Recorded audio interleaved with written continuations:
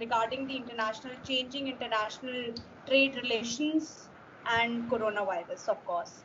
So we are seeing that a recent statistics by Intelligence Unit, they've released figures which show that probably after the COVID-19 is over, there'll be a lot of changes in the overall international trade dynamics as far as the economies of the countries are considered.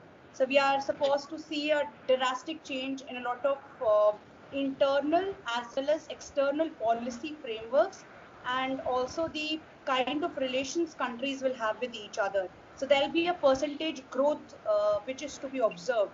So we see that probably US might go, that is what has been predicted, approximately into -5% of its growth. And Europe, on the contrary, would go by -8, and India would emerge by +2.5, and China would show a progress growth rate of +1. So all these figures that are being released are actually showing good news for India, which shows that there will be potential growth as far as Indian economy is considered.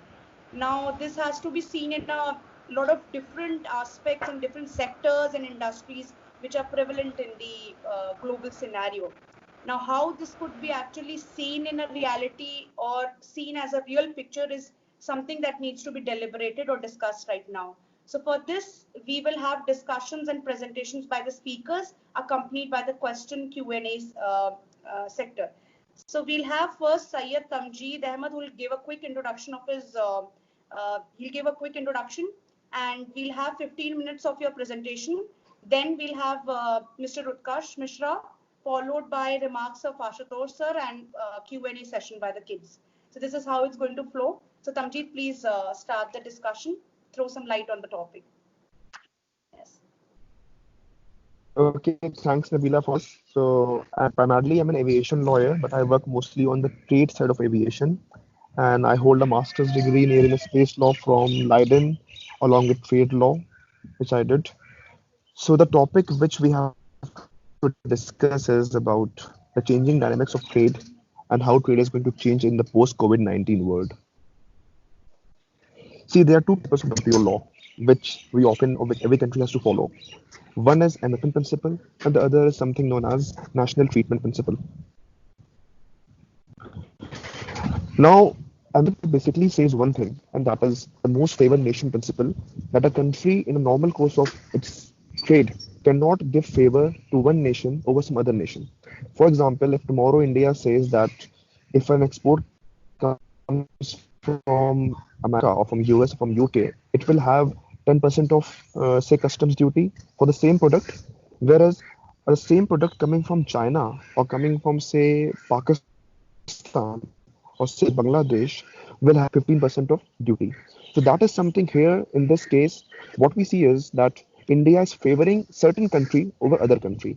Now, as per trade law, as per WTO law, this is prohibited, and the principle is known as the most favored nation principle. The second thing is the most important principle also is the national treatment principle. So basically, the national treatment principle says that, for example, that you cannot differentiate between a product which is coming from a foreign country, that is an imported product, and a product which is made in your own country. So there can be no differences in duty or marketing between an indigenous product and a product that was imported into this country.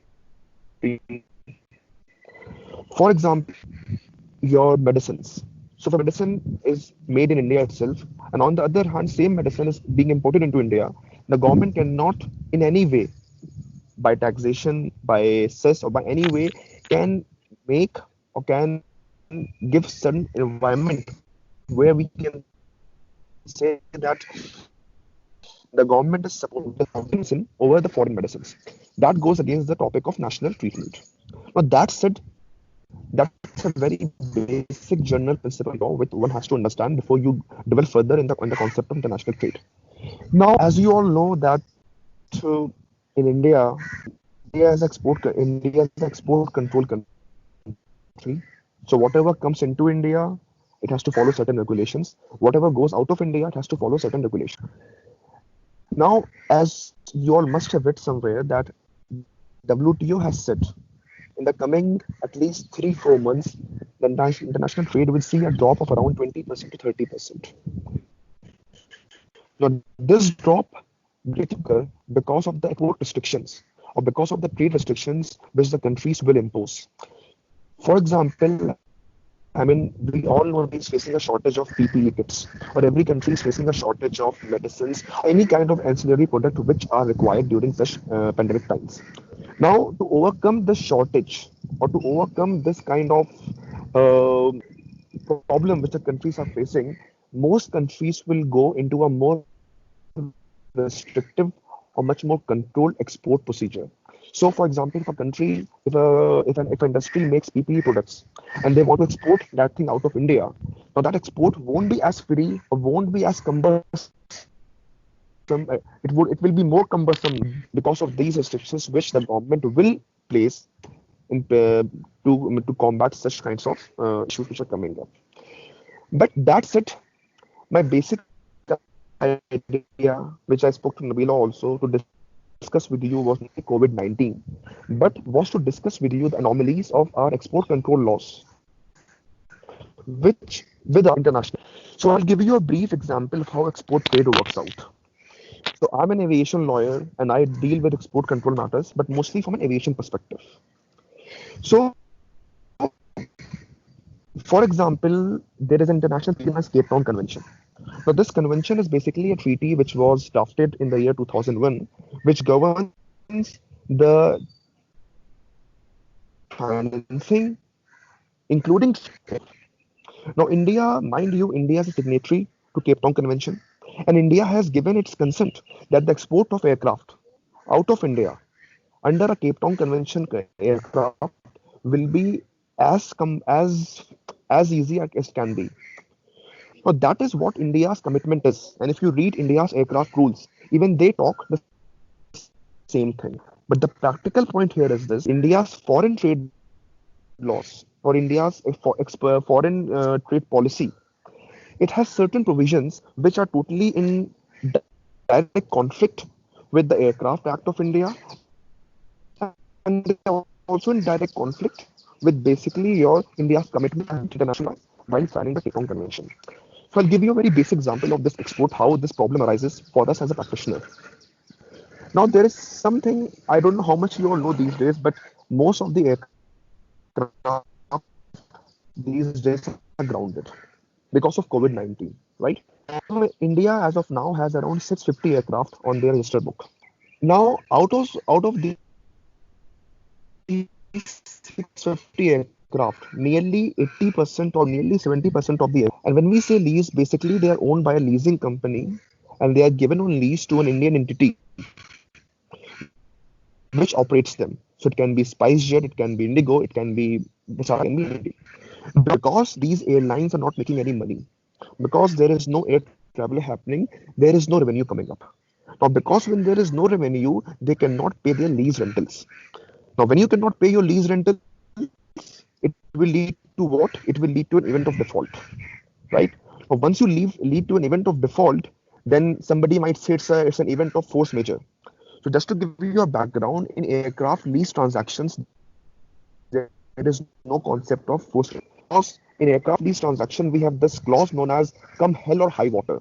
So no matter whatever comes, you have to pay the rent, because when you lease an aircraft, you assume this risk that due to certain government orders, the aircraft may not be able to fly, and you assume that risk.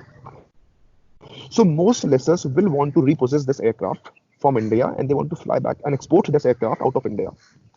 It is here where the trade law comes into question. So, as per India's foreign trade law and the foreign trade, no export can happen without an IC code. What is an IC code? IC code is Importer Exporter Code of India. Now, this code can only be an entity which has a usual place of business in India. In most cases, the lessor will not be having a place of business in India, therefore they cannot get an IC code. Tamjeet, can you just repeat it from the Yeah. code, from the mentioning where you were mentioning about the code, because you were not clear, your voice was not clear. Yes, which code? Okay. Please just So basically, the India's foreign trade policy and also India's foreign trade act. is very clear that no imports can be India without an IC code. So IC code is in Importer Exporter Code of India, which is allotted to you by the Director General of Foreign Trade. It's basically a concept that the country, the entities who are engaging international trade, and therefore they give you this number. So there can be no trade without this number. So no export can take place unless it has this code. And the same applies for also import. Now, in most cases, the aircraft lessor, and I would say in every case, the aircraft lessor will not be having this code because he is not Indian. He is based in some tax haven country, probably Ireland, it can be British Cayman Island, or it can also be Mauritius for that matter. Now, in this case, the export of the aircraft will be treated as an improper export under Section 114D of the Customs Act, and the aircraft will be liable for confiscation. Second thing is, now we also know that export will involve something known as foreign exchange. So when you are exporting something, when you are importing something, it will always involve a FEMA is the Foreign Exchange Management Act. Now, there's a concept of remittance. For example, if something is going out of India, exported from India, the logic is there should be certain amount of foreign exchange which should remit to India, right? So that no export can take place until there's a guarantee that the exporter should guarantee that yes, this export will result into a remittance for this country, and that is known as a guaranteed remittance. So you always declared something known as an export declaration form. Now what happens is this GR waiver, that is guaranteed remittance waiver, which is required for exportation of anything, by the way, is given to you by an RBI or by an AD1 bank. So just to give you an example, as for foreign exchange purpose and for trade purpose, we divide banks into AD banks. So AD1 bank, AD2 bank, and AD3 bank. AD stands for authorized dealer. So under FEMA law or under RBI regulations, most of the regulatory work has been given to these banks only. You will give the consent, you will give the permission on behalf of the RBI, right? Now, that company will not be having any account or banking relation. Therefore, they cannot also seek this. So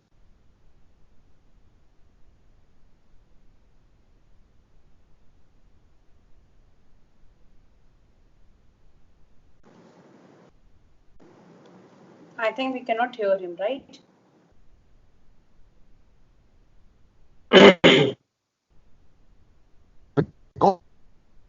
because they cannot Hello, Tamji.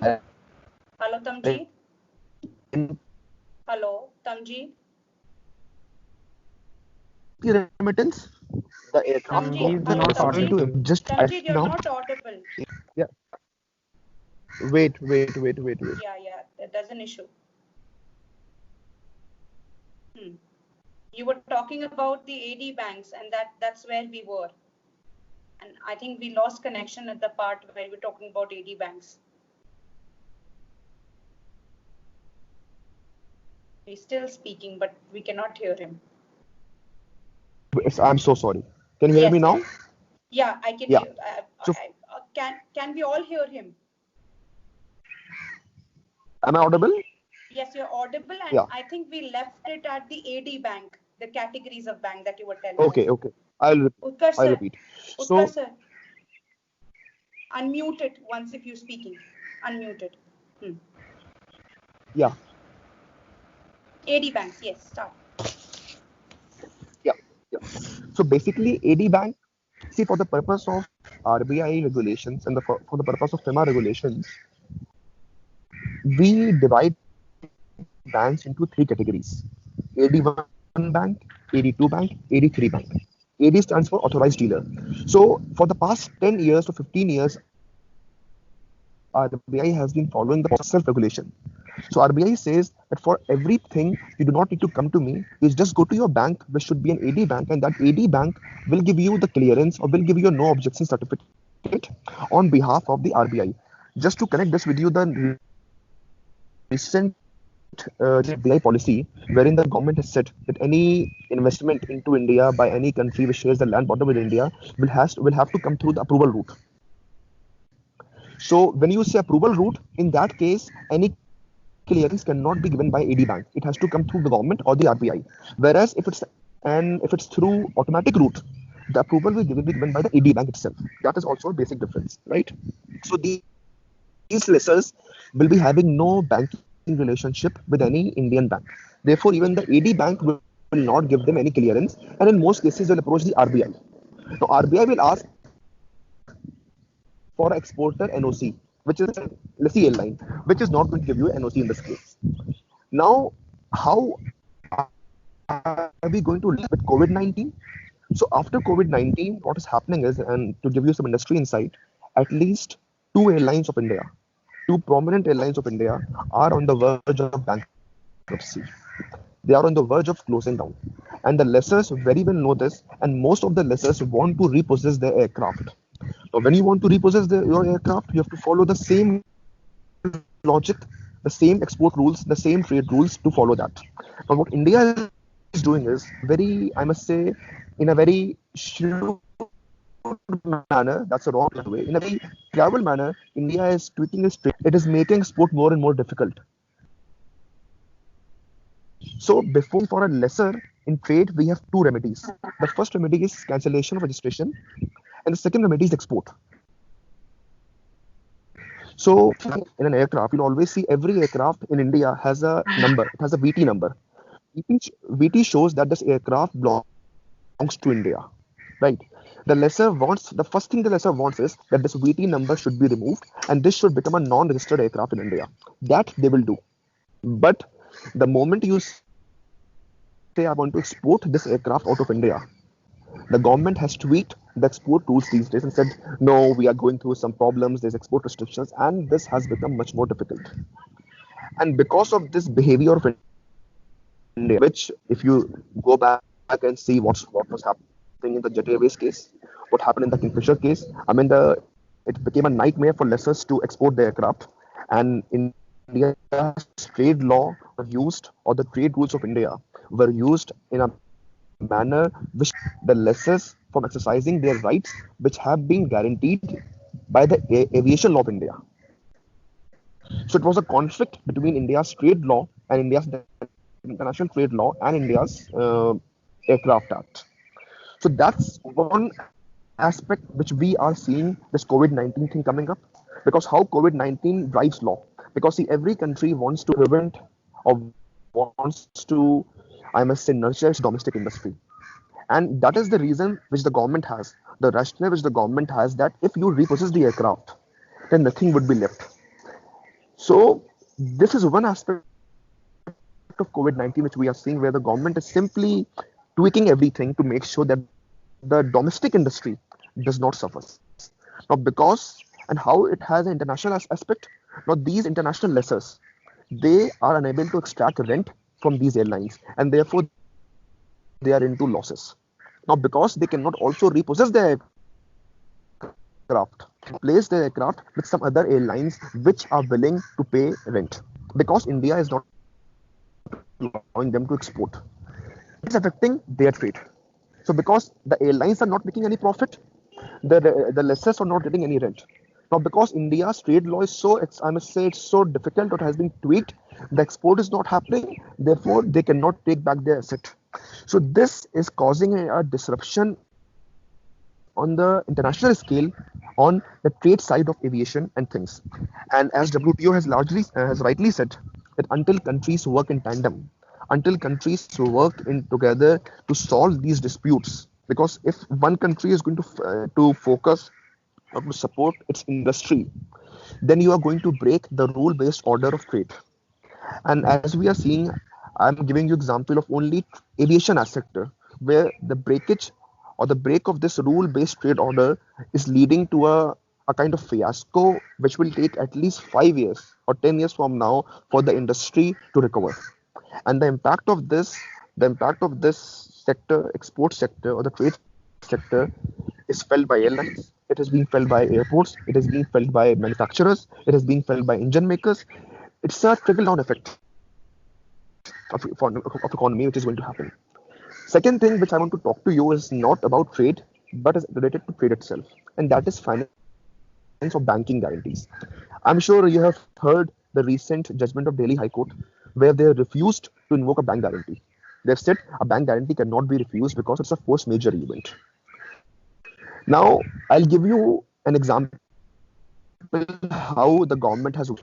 So, you see, before a force major event can be invoked, you need to prove in a court of law that this event is a force major event, right? And that's a matter of determination by a court of competent jurisdiction. What the governments are doing, and that every government is doing, they are declaring this event themselves by when you the court says, listen, the sovereign or the government has declared this to be declared this to be a force major event. Therefore, we have no other option but to grant the relief, which should have been granted only after determination by a court. So this blanket application of force major clauses. Tamjeet, can you repeat what the Delhi High Court said, please, once again? So basically, Delhi High Court has said, so there was this company Vedanta. I'm sure you all must be knowing. So Vedanta was into the business of mining, and they had entered into a contract with a foreign firm. And as it's normal into transactions, you give guarantees. It can be a bank guarantee, it can be a personal guarantee, it can be a corporate guarantee, it can be a performance guarantee, right? Now, this guarantee which was issued by that company in India, that company, the logic, that company defaulted in the performance of the contract because they said because the roads were closed and the government is not allowing any movement of the lorry trucks, therefore we could not do any mining, and therefore the contract was breached.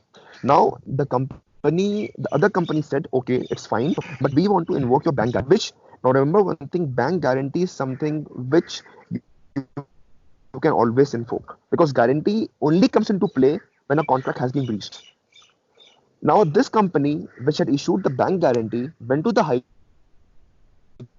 Court and said I should not be allowed to invoke the bank guarantee because I could not perform my contract because of force major event.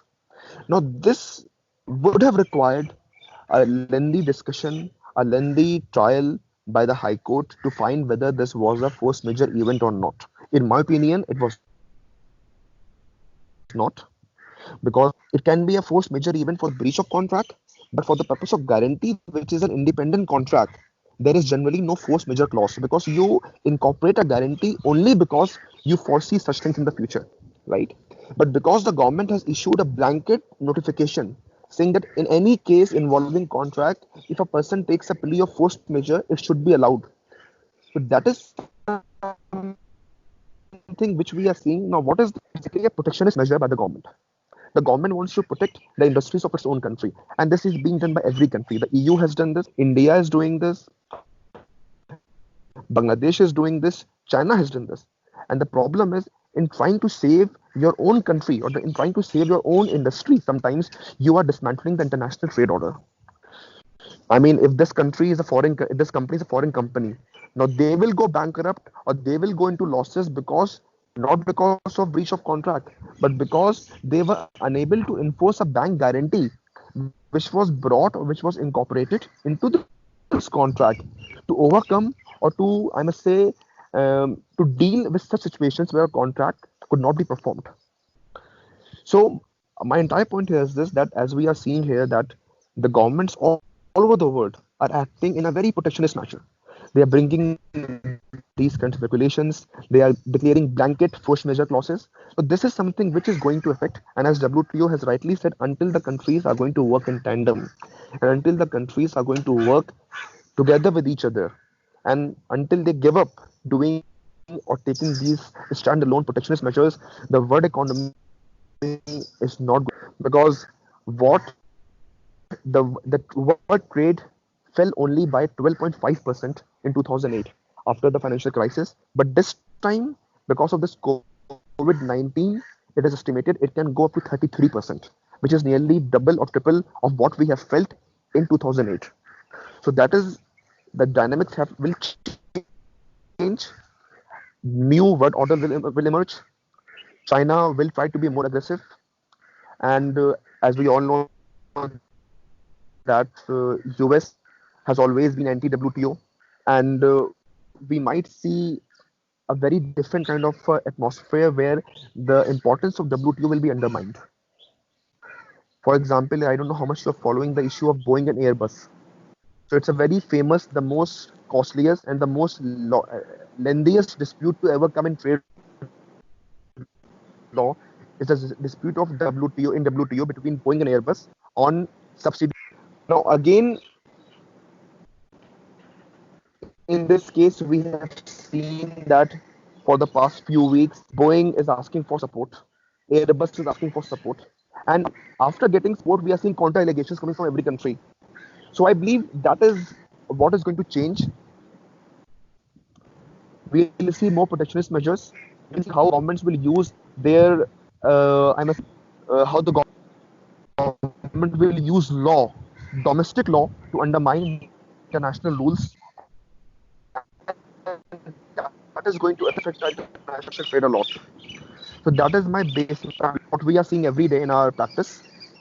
So I guess that's my basic point here. Any questions which you all might have? I think that's a lot of information just pooled in. I think so. Let us just absorb, and we'll first take after you. We'll take Utkarsh sir, and then let them get in the right framework to probably question you. But that was a lot of knowledge. Sure. Utkarsh sir, we'll have you. Yes, thank you so much, Tamjeet. We'll have Utkarsh sir. Kindly introduce yourself and then please. Finished. Yes, Utkarsh sir. Yeah, so this is Utkarsh. I'm Assistant Professor of Law at DNLU Jabalpur, and I specialize in the area of international trade and international contracts. I think the former speaker gave too much of information, which was very much intricate and was directed at microeconomical level, and he also gave so many intricate angles to the macroeconomic analysis of international trade as well. But being a student of international trade, I'd like to just give a legal analysis of the whole situation where we have actually landed. See, there is one provision in. Sorry to interrupt, sir. Utkarsh, sir. Yeah. Sir, I would also request you to throw some light on the issue that America is constantly accusing China and WHO of concealing certain information, and they are threatening to impose certain trade restrictions upon China. So I want you to throw some light on that issue, and also the legitimacy of certain of such actions taken by America and other states as well. Yeah, okay, I'll definitely do that. Before I delve into this question, I'll just discuss what I was thinking to discuss basically. See, the first thing is one very important provision in the GATT 1994, which had almost became a dead letter after a long time.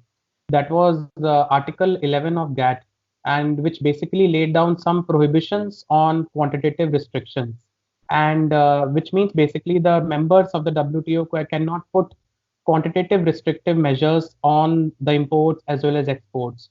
And it was this provision had become almost a dead letter because obviously it was prohibited, and as the former speaker said, the MFN and national treatment principles they became the bedrock of the whole trade system, and every member country was supposed to follow it. But recently, if you see the current data, almost 80 countries of the world have issued notifications under Article 11, claiming this exception that they are facing critical shortage of foodstuffs and medicines in their at their domestic level. And this has become a very huge problematic situation. And as per my analysis, if you see, if most of the countries have put export restrictions or import restrictions in the form of quantitative restrictions under this article, what will happen is even will reduce the domestic prices for the people in the domestic area, but it will increase the foreign rates of the same product, and which will in turn also reduce the incentive for the domestic producers to produce this product. I hope you're all getting it, because once this product is available at a very lower price in a domestic market, domestic players will not actually go on to manufacture this product at in a very high quantity, and the same will give an incentive to a foreign country to quite smuggle out the product from the other nations. in both the situations, the same thing will happen, and that is that the quantity of the product will get limited at domestic level. Either you are in any case, even if the countries are putting quantitative restrictions because they are thinking that they might be able to secure certain foodstuffs or medicines for their domestic people, but still, despite this fact, as per the economics of trade, the in the long term impact, the domestic prices of those products are going to rise, because ultimately the countries will have to depend upon their own domestic production, and now they will produce those products at higher prices. Now the problem will be only few sections of the people will be able to get access to high priced medicines and foodstuffs, and the issues of food security will crop up once again. Then the second important point, which I think the former speaker had already put emphasis on, was issue of contract enforcement and the force majeure events and the arguments which are going on. But I like to take a different aspect of the same point. See, the once contract enforcement in India, because we are not only talking about international trade having playing its field in public area, but we are also talking about private international trade where private players are involved. And in that case, the issue of contract enforcement comes into picture, wherein it will be difficult for most of the contract players to get their contract enforced because, first of all, the courts are not functioning. And then again, the issue of force majeure comes into picture. Now, this also is a very critical issue because in civil law jurisdictions, force majeure clause is considered to be just like doctrine of frustration in our Indian Contract Act. So, for example, we have doctrine of frustration and supervening impossibility under Section 56 of the Indian Contract Act, and we assume, that in certain situations you can claim the remedy of frustration, etc. Similarly, in civil law legal systems, force majeure clauses are considered to be innate principles of contract law. But as far as when it comes to common law jurisdictions, force the whole jurisprudence related to force majeure clause is not very certain, and that needs to be delved deep upon, and that's what the former speaker was also saying. And with the problems in contract enforcement, the one thing on which the biggest impact could be seen in future is the rank of India in ease of doing business, and which will be a huge loss for India and other developing countries, because you might be knowing about ease of doing business rankings, which are released by the World Bank, which actually showcase a country's investment and trade climate. And basically, most of the international investors and international traders, be it private traders or investors, they depend upon ease of doing business rankings of any country for the purpose of investing in that country or trading with that country. And when they look at those rankings, they decide to what extent they want to invest, and all their considerations and paraphernalia depend upon those rankings. So the problem of contract enforcement is going to cost India a huge loss in terms of ease of doing business also. Apart from that, if you see the whole way in which international trade is going to get affected is, once, as I said, because of export restrictions, the countries will have to domestically produce their own products, and plus at higher prices, which will not be able to cope up with the needs of the people. At the same time, there is one if you read Article 11 of GATT agreement, which basically talks about quantitative restrictions, and if a country is basically taking an option of applying quantitative restrictions, there are certain requirements which that country needs to be fulfilled under the agreement of agriculture also. And there, the agreement of agriculture talks about taking into concern the food security issues of the other country against whom you have put quantitative restrictions. Currently, if you see, 42 WTO members have already notified their quantitative restrictions, out of which only few countries have notified food security related measures against those countries where they have applied export or import restrictions. Surprisingly, you might be watching in the news also that India is supplying medicines to other nations. And this is actually a reality. If you see the WTO database, India till date has not issued a single notification of export or import restriction at WTO platform. And most of the developing countries except India have done it. Uh, that's surprising because uh, at one point of time, India lacks a huge sense of very strong structure in food security, but it is also important because India's pharmaceutical industry is much better than many other developing countries. So it needs to be seen till what extent can we not, India cannot go to the cannot use Article 11 of GATT. That needs to be seen. Apart from that, if at all countries are still trading the products, the issues of health concerns are at stake. And there again, there are two very specific WTO agreements which talk about health standards and safety, which is SPS and TBT agreement. Uh, SPS stands for sanitary and phytosanitary measures, and TBT stands for technical barriers to trade. Both these agreements, they have specified some very strong standards and principles for products to be exported and imported. Now, in the current situation of coronavirus, where we, you can see the news, the even the scientists don't know what suitable vaccine should be made to curb this menace and what are the whole variations of this coronavirus. There is a huge problem of developing standards to employ on those products and restrictions to be employed on products. What restrictions should be employed on export and import, specifically relating to SPS and TBT requirements.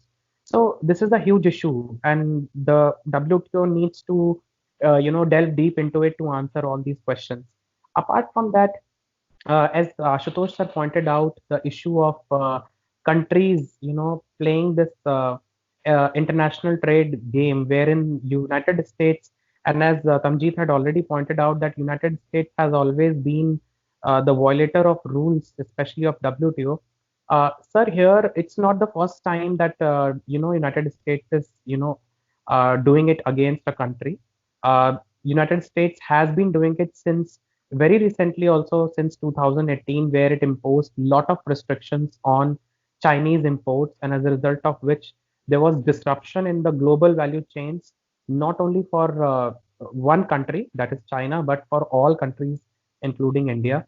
So the only remedy which a country can have against such kind of actions of a country like that of United States at WTO level is to go and complain against a country for discriminatory practices of trade restrictions, and there are provisions under WTO for that. But and it's like a trade war. It has been continuing. It's not just that that only United States has been imposing import and export restrictions on China on various products, but even China has been doing the same and has been reciprocating, and that is also a kind of a practical remedy that a country can use, practically speaking. But the point is, ultimately, it is the United States and China to understand what they are actually dealing with, because the data shows that United States, once it imposed those restrictions on China, ultimately caused a huge economic impact on US economy itself, because many of the products on which it had imposed the extra fine and extra import and export duties. The same products were imported from China to United States, and they became costly in the United States for the domestic users. So it actually became, it was a what do you say, it was like a flash, it was like a, you can say it was like an attack on US economy itself. And in a very popular poem, if you have read the rhyme of Ancient Mariner, it says albatross hung around your own neck. So that's what United States has been doing, and that's it. That's what I want to say. The final call that international trade players would have to take is with regard to making strong policy decisions, and only if all the countries come together, then only can some strong decision be made. And apart from that, currently only 42 WTO members have been making some notifications at WTO level. with very less amount of other WTO members taking participation. We need more participation in order to develop a strong policy mechanism. Thank you. Yeah, thank you so much, Utkarsh sir. And I think it is evident from the fact that the Federal Reserves are even buying the junk bonds now. So this was one of the news that I was having a view on. And also apart from that, we are seeing that the comparatively the West has financially recovered. The financial sector of the West has recovered, whereas US on the other hand is still struggling, and there is supposed to be a depreciation to a level of 8% to 6%. Whereas as far as India is considered, since we got a, let's say, an early warning in case of coronavirus, I think two keys that would be intensive tracking or a check on the death rate, and also the fact that if these are coupled together, should actually look into the staggering recovery of the economy which we are facing right now. So from now, whether we'll go into the V-structured shape of economy or whether we'll go into the U-shaped curve where we will take time probably to go back to the normalcy rate that we were in, is supposed to be taken into recourse. I think Ashutosh sir would add a few points, few insights or reflections on the discussion, and then we'll have the students giving their reflections on the topic. Yes, Ashutosh sir, please. Thank you, Nabila ma'am. But the subject of international trade is just like quantum physics for me. So I have no idea about international trade. Rather, I would request you to give some concluding remarks on the topic. Okay, Yeah, sure. To give a crux of whatever discussions we had. So I was following this news from discussion with Pranoy and Raghuram Rajan. So here they put up a analogy where they put up a point that India might, as far as India is considered, might follow a track of a U-structured curve, where we would first leap into the health sector at first, take into the guaranteeing part, and then we would move in a structure where we would actually look into the as far as the international dialogues are considered. So first the idea would be to secure the death rate, because here employment crisis and internal dialogues need to be done at a very basic level to go further, and then probably bigger issues can be dealt. So this is also one of the observations that are recently coming up. Also at the same time, we had this whole oil crisis in a way, because India is benefiting from this situation. We were having a discussion with Aditya. I think Aditya and we were having a discussion on our discussion group where we were discussing whether this whole oil dip price would actually make India benefit in the larger context or would bring back India to a back foot. But then what we are viewing is all this crisis by and large would put India in a stronger position. And Asian politics at large, we are seeing that China and India are slowly going to emerge as superpowers at some point of time. And this could be viewed from the statistics that is given by Economic Intelligence Unit, which says that where China will see plus 1% growth rate, India is going to see plus 2.8% growth rate, which is more than what China is expected to grow in the right direction. So India might have a potential where even it could exceed China's potential growth rate.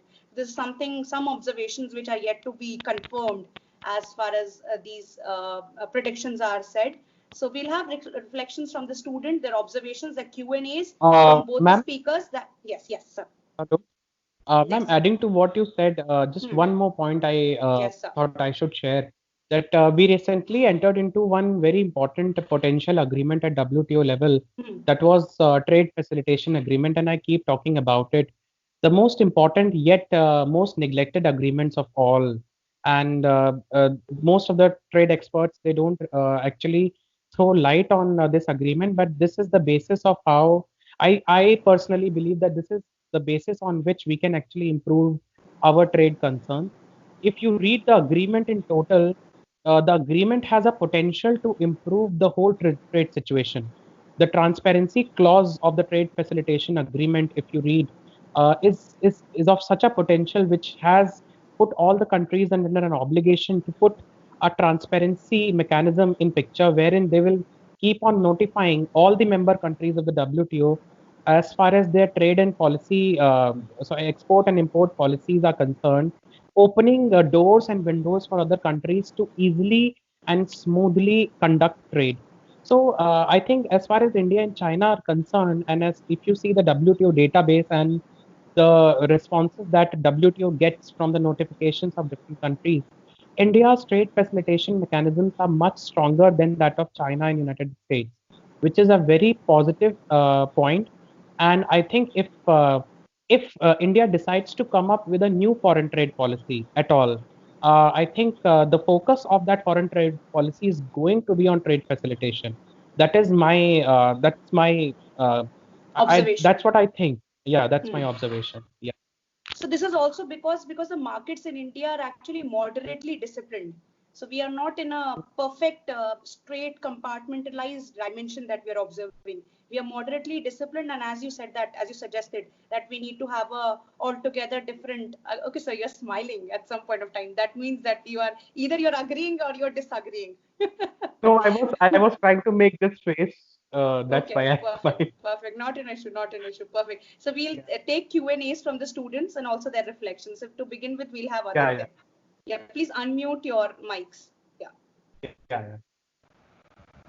Hello. Yeah.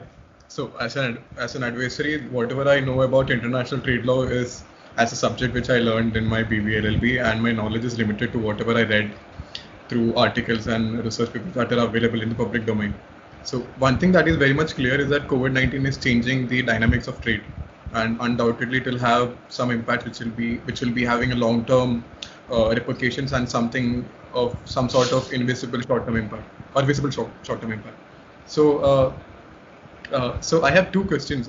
I don't think I am capable enough to make a remark in such a difficult subject, but I have two questions which either Utkarsh sir or Tamjeet, anybody can answer. So 2 days back, the G20 group was to have a meeting, a second virtual meeting, which got cancelled at the last minute because of some tensions between US and China. And when we talk about international trade, we cannot imagine a trading scenario without taking into consideration what US and China holds for the rest of the world. So what do you think the future will be, considering the tensions between US and China? As Ashutosh sir also pointed out how US has been very proactive in naming and shaming China about about calling it the China virus, and trying to establish responsibility and liability on China for spreading the whole virus. And secondly, while we talk about state responsibility in matters of international law, we have seen many nations coming forward to point out that China has a state responsibility to take the blame on how badly they have managed the issue. So when we talk about China's role in international trade, we are also sensing that many of the countries are moving towards socially distancing from China in terms of trade. So how do you think the future will be, or what will be the new global order post COVID-19 in terms of trade, considering these two situations? Who will take up this question? Utkarsh sir, you or Tamjeet? Okay. Um, Utkarsh sir, you are I taking the think question. both Yeah, of yeah, us can. yeah, Yeah, yeah, both of us perfectly. can address it. Yes, yes. Please. See what Aditya, what you are saying is actually correct. This has become actually a political crisis in the realm of international trade nowadays. United States, it's not just the G20 summit that you are talking about. It's in almost every matter. If you even talk about the current crisis of appellate body, on which you have written the paper also, if you remember, the whole crisis of appellate body is because of United States. Then the second important thing is the whole issue of TRIPS agreement. Why TRIPS has just become a minimum standard agreement, and TRIPS plus requirements are allowed, but still, the United States is flaunting the rules of WTO, where even the Marrakesh Agreement establishing the WTO requires the countries to conform to the uh, principles and the rules established under WTO. So it's been very evident. Uh, I can give you a very starking example of one very, very, very controversial provision of the United States. And I have been giving this example in my classes also. That is Section 302 report, which has become quite infamous on the part of United States. Basically, Section 302 of the United States Act is the section which basically says that all the other WTO members or the other countries which import and export with United States have to comply with the policy of the United States. Now that has become a very unilateral practice on the part of United States, and it has never been challenged also at WTO level. That is the surprising fact. In fact, China has tried to challenge it once while calling for the panel, but then again there was no fruitful results. So United States practices have been like that. So I see it as a very critical situation wherein unless and until there is a consensus amongst all the countries to agree to, of course, it also depends upon the politics of the United States itself, because it all started with the Trump administration coming into picture. Before Trump administration, with the Obama administration in picture, the trade relations of United States with WTO were much better. So of course that is also a concern. So unless and until there is a change of power politics at a US level, it cannot be, it cannot be resolved. Currently, all the examples which we are seeing is they have only resulted into such political crisis. Apart from that, I think Tamjeet would like to express something on this. Can I just add one? I have just one more follow-up question. Is it okay? Yeah, Tamjit, you can take both the questions. Yes, Aditya, please. Okay. Aditya, please, yeah, go ahead. Yeah, Then okay. he'll answer So, you. as Utkar sir rightly pointed about how the whole trading scenario has changed post the Trump era, it's very important that we also take into consideration the Trump speech which he gave in UNGA last year, where he said that the future belongs to nationalists, future belongs to patriots and not globalists. And it also, but I also feel that the paraphernalia, or rather I'll call it as a malices surrounding multilateralism, predate the Trump era or predate the era of COVID, because the last few years we have seen how trade wars were raging and how international relations were changing due to trade wars. So what do you think the future will hold for international institutions as well with regard to handling global trade post COVID? Yes, Tamjeet. Tamjeet, please unmute your mic and answer the question. Tamjeet, unmute the mic. Can you hear me now? Yes. Yeah, first of all, just to add to the previous points which have been added by Utkarsh, I totally agree with him. So just to give you one very, I must say, example on this point is, few months back I was in London, and at London Heathrow Airport, the moment you enter inside, you'll see a very big advertisement of Air China. And more than the advertisement, what really intrigued me was the statement which was written there. And it mentioned dreams of the world and wings of. So basically, what I'm trying to say here is this: the future or the coming century or the coming years, which we will see. For example, we have in aviation, we have two basic companies which make aircraft, Boeing and Airbus. Now, they have been fighting in WTO for the past 20, 30, 40 years regarding subsidies issues. And do you know which country has benefited? It is China. So in the meanwhile, COMAC, which is the China's official aircraft manufacturing corporation, they have gone all the way, they are everything, and they have made and simply reverse engineered the aircrafts that were made by Boeing or Airbus and are trading them easily. And the US and Europe are busy fighting at WTO. Similarly, on the banking side, if you see, the major banking sector for the past 5-10 years was dominated by US and Europe. Now what we are seeing is gradually this sector is being dominated. Even on the lease side, we'll see by the Chinese companies. For example, Bank of China. Now, Bank of China has recently purchased a 1% stake in HDFC Bank.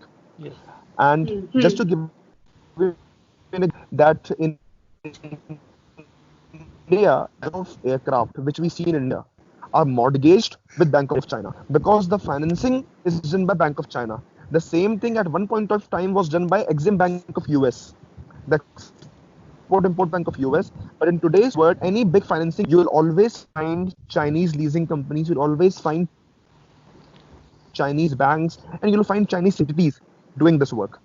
So, and I always, the person was right that it's an era of rising right-wing politics, an era of rising patriotism, era of rising nationalism. But I also believe one thing, which is that you cannot stop globalization. It is bound to happen. So economic globalization or any such people, they are against something what is known as the people to people movement. So they are against immigration. No one is against trade deals.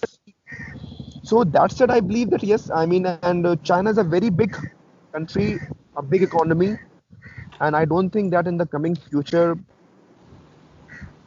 it will go anywhere down, because as we see practically everywhere they have come, from your banking sector, from the finance sector to the market sector to your manufacturing sector. China has permeated every sector globally. So, and about regarding the institutions, I believe yes, WTO institutions or any international institutions will have to change themselves, will have to make them much more oriented to the needs of rising powers, rise the BRICS countries, or China or the Asian countries. Otherwise, they are going to lose their like World Bank. I mean, the biggest threat which World Bank might face is from the ADB, the Asian Development Bank. So I believe it's also important for these institutions to maintain their credibility. They need to take a stand which can pacify Westerners and the Asian communities. So I guess that's my. But yeah, I mean, I guess Utkarsh is a better person to answer this query. But mine was a very practical what I have seen happening here and there. So that's what my answer would be. So I think we got both the insights, Rachit and yes, Aman. Aman, do you have any question or any reflection to make, and then we'll have Rachit. Yes, Aman. Okay, I have a question to make that. So, like, as Yes. we see that due to this lockdown, the domestic market of almost all the countries is going for a toss, and there is a need to revamp the domestic market, and the domestic market is seeing a very loss, is facing a loss. So, is it will be a good idea to restrict international trade so that the market is less competitive and the domestic market is able to come back, have a comeback, or will it be a feasible idea to restrict international trade so as to help the domestic market to revamp? Tamjit, you can take the question, and then we'll have Utkar's insights also on this. Yes, Tamjit. Well, I believe that you can restrict international trade for some time, but in the long run, you will require international trade, because there are many things which, for example, I'll tell you metros. So most of the metros which we use in India, that can be your Delhi metro or the Bangalore metro, most of them are imported into India. And demand with rising consumer expectations, domestic trade cannot fulfill every requirement of what a country needs. And that is the reason we have international trade. So I believe the right point would be that the government can choose sector specific measures. So because there is no one single medicine for the entire economy. For example, the needs of banking sector are much more different from the needs of the aviation sector. So I believe that restricting international trade, a blanket ban on international trade, is not the right way out. Rather, it will have a negative impact, because uh, domestic sector can never, I mean, the present world can never compensate for international trade. That is my point on this. Yes, Maybe Utkarsh can Utkarsh. give you a better understanding. Yes, Utkarsh, can you Yeah, take forward from Tamjit's point? yeah, yeah. What I totally agree with what Tanjeet said, but even from the economics point of view, if you see the economics of international trade, and even from the legal point of view, as I said earlier, the reason why we have something like Article 11 of GATT, imposing prohibition on countries to, put export restrictions, is the fact that, you cannot completely put restrictions on trade, because there's something called, economists call it comparative advantage. And you just try to read about it. It's a theory and an experiment, and they have tried to prove that international trade specifically allows you for comparative advantage of goods and services that you don't have. So, for example, if country A and B, they are trading with each other, A is specializing in one particular product and B is specializing in another particular product. With the trade between themselves, export and import, they can actually share their export goods and services, and in this way, there will be rise in the GDP of both the nations. And if there will be a rise of GDP in both the nations, it will also contribute to a rise in the GDP at global level, which we call global GDP. So the point is, we can never put so many restrictions on international trade because even if you see the current crisis of COVID-19, even though India's pharmaceutical sector is better, but what if we are not able to, create our own vaccine and we'll have to depend on other countries for good vaccine products, etc. So, putting heavy restrictions on international trade is never economically friendly, but theoretically it can be done, but it will never, give very positive results. Also, in a scenario, Cursor, where we are running short of the kits also. I think 34,000 approximately kits are left with India, and we are running short of the testing kits. And where we have to actually have an intensive tracking system and testing system, I think such blanket bans cannot be looked forward to. Yes, Rachit, if you have any observation to make. Yes, ma'am, I have one question. Yes, Utkarsh sir, as we can see, the FDI of India, the foreign direct investment in India, accounts up to 2.5% of the Indian GDP. Now, as a result of COVID-19, this is completely drying up because we had already Chinese investment in companies like Byju's, Ola, Paytm. So, as to what will be the laws which will be coming up to fill up this vacuum, because without this, we cannot grow. We need foreign investment in our country in order to have globalization aspect to them, in order to go globalization for the country. Okay, so as far as laws are concerned, we already have all the laws. The only thing is, see, investment is something which is not driven by laws as such. To be very frank, it is a more policy-based factor which is of concern for most of the investors. Yes, there are certain points of legal issues which are also to be concerned. For example, when an investor comes to your country and wants to invest, he would like to see what are the ways in which the property would be expropriated. He would want to know the taxation system of the particular country. He would want to know how environmental friendly that country is, so that his products and services are treated in such a way. So all those provisions are already there. But most of these provisions, they depend upon policy initiatives of the government. And as I said, the government releases foreign trade policy and its investment policy in every financial year, and it depends upon the government initiatives. There is no need for new laws already. We have already those laws in picture. And even if you talk about international investments as well, India has already created its model in bilateral investment treaty, which has become very much popular in most of the developing nations. And surprisingly, its model BIT is being copied by many other nations as well. So, speaking from the point of view of law, there is no need of any new law per se, but only government initiatives at policy level can improve the situation. So, for example, I'll give you an example of GST reform. Prior to GST, there was a double taxation system, even on the foreign players, and you might have read so many cases about double taxation in company laws, etc. But with the coming of GST, most of the investors now know that there is a uniform set of structure for taxation, and this is much more viable solution for them. Similarly, environmental standards have been raised. So the companies who want to invest in India and they want to see their products rising high in India and getting good profits and returns, they are also sure that India's ecosystem, the legal ecosystem, is providing them sufficient benefits.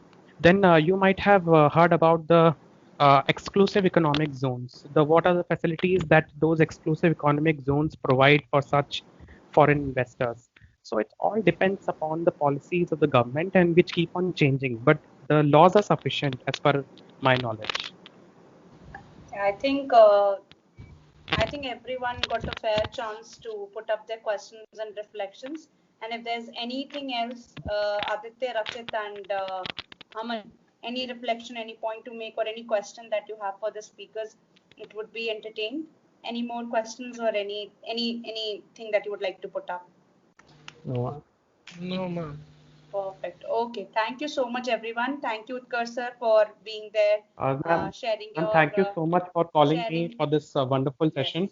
And I also thank Tamjeet because Yeah, because we are only academic people and we don't know much in the practical part of the know-how. trade. And especially for No, me, knowing civil aviation trade aspects was very interesting, and this was a very good session for me. Thank you so much, thank you, Utkarsh. Tanveer. And yeah, thanks a lot, Nabila, Yeah. and thanks a lot, Utkarsh, for your insights. And I must say that though we know practical things, but it's very important to also have a good academics, I must say, background understanding too, because Yeah. only then can you better understand and better advise your clients. Yeah. Okay. Thank you so much. We'll close the session. Thank Thank you you. so much. Bye bye. Bye bye.